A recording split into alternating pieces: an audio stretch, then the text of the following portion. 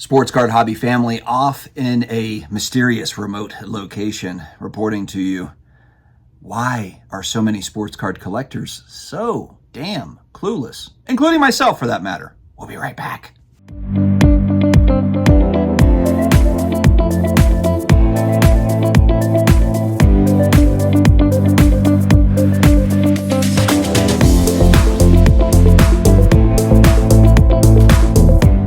What's going on, sports card hobby family? It's another day. It's another sports card video. We got football Sunday. The NBA is kicking up into high gear. Me and the fam are hanging out in the mountains this weekend, just getting away, little getaway, get away from the regular world. Little hot tub action. We got the hot tub at the house, but why not also hot tub away from home? Before I dive in, huge thanks to today's video sponsor, DC Sports 87. You want to sell on eBay, but selling individual items on eBay takes a lot of time. There's listing, there's shipping, there's packaging, there's all the stuff. Or you can do it like what I do for a lot of cards. I actually have a package with them now, is I just shoot it off to DC Sports 87. The payouts are really quick and easy. It just makes sense for me. Definitely check out DC Sports 87. So I've been thinking here over the last week or so, and look, not just me, but there's a lot of hobbyists that come on and I'll complain about different things, whether it's new product or breaking or repacks or whatever it is.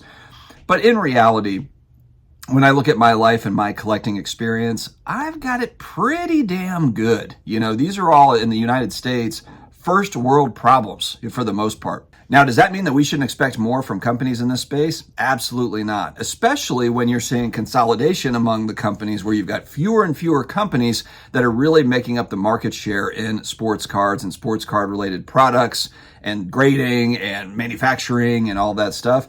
There is absolutely nothing wrong with pushing back on those companies, because what we don't want, and I think what is certainly possible, is you have fewer and fewer companies, players that are in this space that are being used by customers. And what's their motivation? To keep a high level of quality, to keep a high level of customer service, and to stay connected with their audience. Look, if they've gotten to a point where they've really kind of, separated themselves from all the other companies, the hope is that they don't lose sight of how they got there in the first place. And so that's a lot of the reason why, me and others, certainly others who make videos about, different companies, different hobbyists. And it's not just companies, other hobbyists, sports card stores, show promoters. There's a huge ecosystem here, to where, sure, there's a lot of great things going on and there's things that can be improved on for sure. There's certainly improvement areas, but, we also have the ability to just choose how we're going to spend our money, how we're going to operate in the space. And I feel like there's a lot of sports card collectors or speculators, especially in the United States, that just don't have a good grasp of just how lucky we are to even be able to operate in this hobby, in 2024. Could things be better in different facets of collecting and different facets of the world?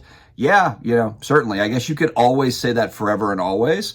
But at the same time, if you look at where this thing has come from 1988, 87 when I got started, and now you have of course, the invention of the internet really changed the entire ball game for collectors. You can very easily buy, sell, trade cards. There is friction for sure still. There's things that can be worked out to make life easier for people that are trying to buy, sell, trade cards.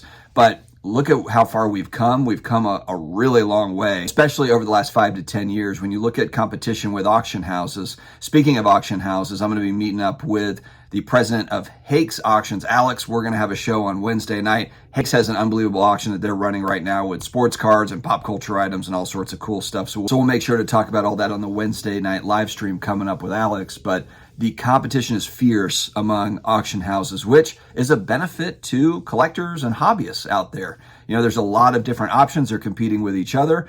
There's absolutely zero of a monopoly in the auction house world or just selling of sports cards, selling sites. There are selling sites that are furiously competing with each other in this space. And so it's just something where, I know, again, like I'll get locked up in, different things that annoy me about this hobby. But, I will say we have come a long way. Certain parts of the direction of the hobby, I've talked about it with the gambling products and the bullshit, I'm not happy with. But again, you take that with a grain of salt. I don't think, frankly, that there's going to be a whole lot of expansion on that front. I know that there are people that triple down on that piece. I just don't see it. I think that eventually there's going to be a lot of consolidation in the breaking and repack space to where there's a handful of companies that are able to do it and do it at profit. I just don't think that you're going to have a zillion different breakers and repackers as we move forward. I don't see an expansion. I think it's going to actually close up. I think it's going to consolidate. All right, friends, are we all completely clueless, and are we ungrateful for what we have here, especially, and I'm speaking for those, most of hobbyists are in the United States. Of course, globally, there's tons of collectors and hobbyists, so I'm not discounting anyone globally. But in the United States, are we a little bit too comfortable with how good we've got it? I'd like to hear your thoughts in the comments down below. And like I said, this is not something to where like, oh, we just need to give companies a pass and we need to give other hobbyists a pass and we don't need to focus around scams and this sort of thing. It's obviously a huge part of our hobby is pushing back on all the nonsense. But at the same time, man, you know, there's a lot of great options for hobbyists nowadays. All right, my friends, that's all I've got today. Stay healthy, stay awesome, and I will talk to you again later.